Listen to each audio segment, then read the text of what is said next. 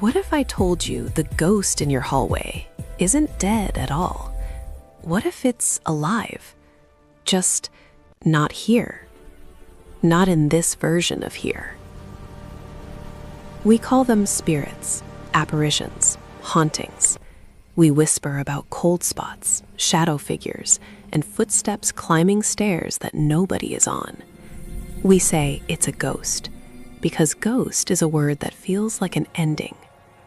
But what if the truth is more unsettling? What if it's not an ending at all? What if the thing you saw was a person from the future? Or someone trapped in a neighboring dimension, pressing their face against the glass of reality, and you just happened to look up at the exact wrong moment? And if that's true, then there's a bigger question sitting underneath all of it.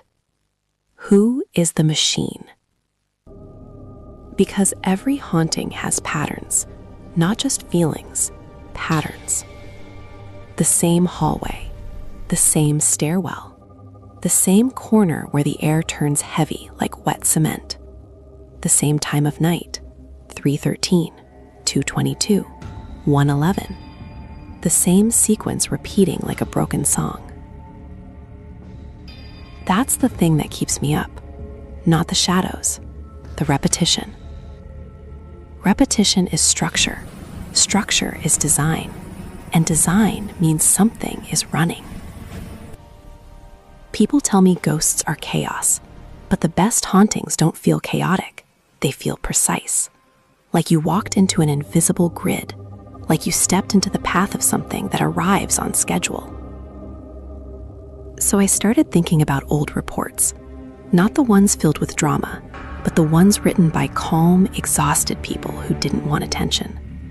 The nurse who sees the same patient standing in the same doorway every night shift, even though that room is empty. The security guard who watches a figure cross the lobby on camera, but the lobby is empty when he runs out there. The child who points at a blank corner and says, "She's back." Not "she's dead." She's back. Back implies a route. Back implies a system. Back implies a door that opens more than once. Here's a theory that makes my skin tighten. What if hauntings are not the dead wandering? What if they're the living bleeding through? A person in 2085 standing in the same hallway you're standing in right now, but their world is angled just a degree away from yours. And in that thin overlap, you become each other's ghosts. Because imagine it. Imagine you're in your kitchen at midnight, and for half a second, a pale figure flickers near the sink. You freeze. Your stomach drops. Your mind screams, "That's not possible." Now flip it. Imagine in some other layer of reality, someone else just saw you. A shadow in their kitchen, a human-shaped blur, a presence where there shouldn't be one. And they're just as terrified because from their perspective, you are the impossible thing. So if neither of you is dead, then what is creating the effect? This is where the machine enters. And I don't mean gears and metal, not necessarily. I mean the thing that controls access, the thing that regulates the overlap, the thing that decides when the veil gets thin and when it snaps back into place. Maybe it's natural, like weather, a quantum tide, a gravitational pulse, a resonance that builds when conditions match. Maybe certain materials hold charge, old stone, iron pipes, wiring behind the walls. Maybe a building becomes an instrument, and at the right frequency, it sings. And for a moment, two worlds harmonize. Or maybe it's not natural at all. Maybe it was built. Let that settle. Because if it was built, then somebody designed the hauntings we see. Somebody engineered the bleeding. Somebody decided that reality could be folded like paper and pressed together until the ink transfers. And then the question changes. It's no longer, are ghosts real? It becomes, who is using the machine?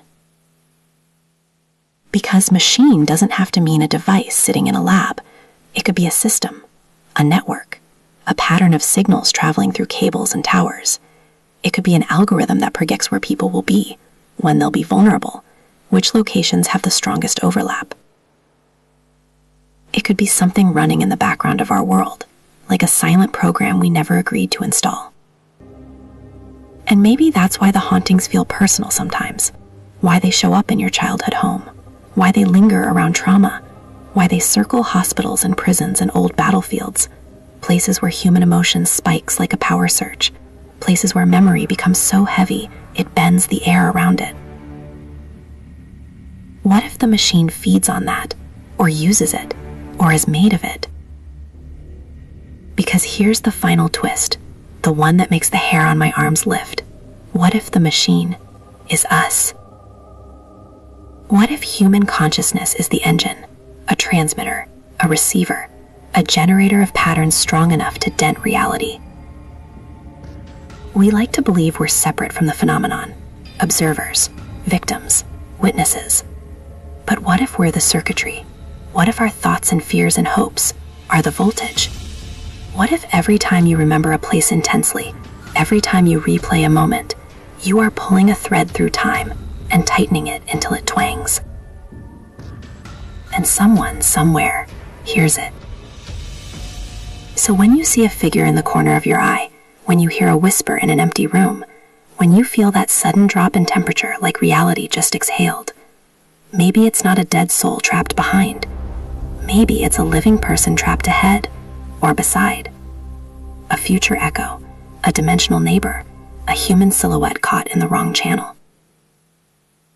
And if that's true, then the haunting isn't just a story.